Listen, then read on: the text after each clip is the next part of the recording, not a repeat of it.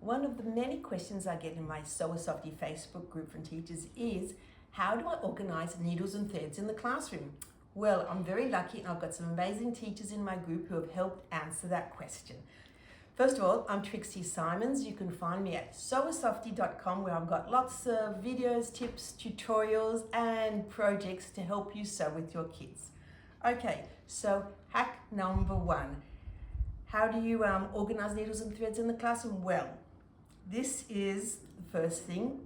I've got this, teachers have this piece of felt with a needle and 4 or 5 pins on it. Each of the pieces of felt is numbered. At the beginning of the class, each of the students gets their own numbered piece of felt with their needles and threads, and at the end of the class, they have to return it. And if any needles or pins are missing, no one leaves the classroom. Now, of course, you can also use a bowl or a Ziploc bag with for the same idea. Okay, hack number 2. Pre-threaded, well, no, not pre-cut threads. So lots of teachers just have all their threads pre-cut and they'll place it in a little bowl either on each of the tables or at the front of the room. That stops kids having super long thread, or even worse, super short threads. Okay, tip number 3.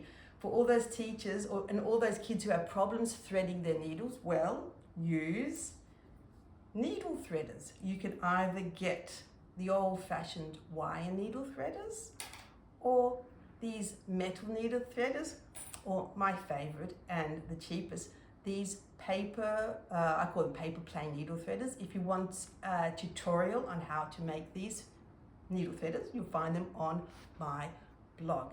Now, the next one is lots of kids have, and this is hack number 4, have problems tying knots. Now, it's really great to get your kids learning how to tie knots, but sometimes you just want to get the kids sewing, so you can use my no knot method of sewing.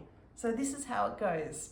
I've got my needle here, no knot at the end, and we want to sew. So you're just going to get the kids to put the needle in between the 2 layers of felt, and you want the kids to leave a longish sort of tail, about that length. Now they're going to do a back stitch and go right back to where they started.